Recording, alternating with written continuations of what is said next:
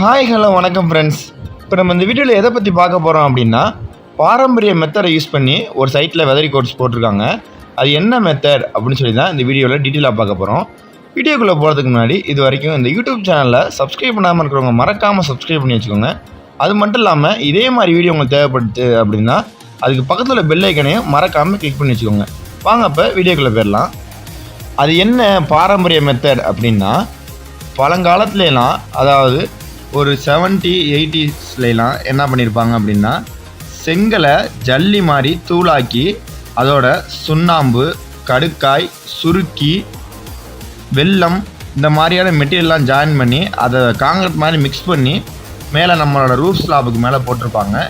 இதனால் பில்டிங் கூலிங்காகவும் இருக்கும். அது ஒரு வெதரிங் கோர்ஸ் மாதிரியும் நமக்கு அப்ளை ஆயிடுது.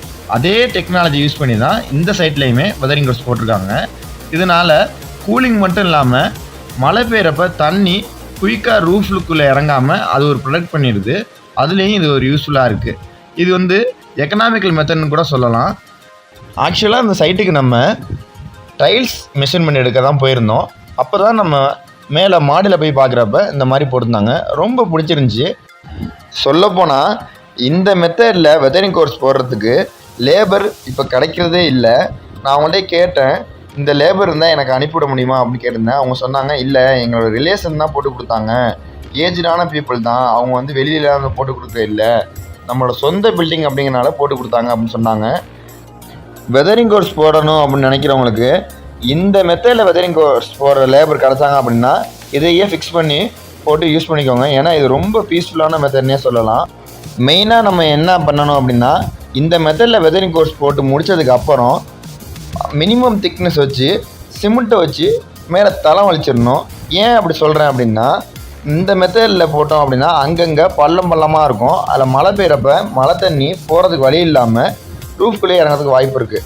நம்ம அந்த இதெல்லாம் சரி பண்ணுறதுக்காக தளம் போட்டோம் அப்படிங்கிறப்ப தண்ணி ஒரு ஃபுல்லாக ஓடி மேலே ட்ரை ஆயிரும். அப்போ நமக்கு சேஃப்டி ஆயிரும். அதுக்காக தான் மேலே தளம் போடுற சொல்லிடுறேன்.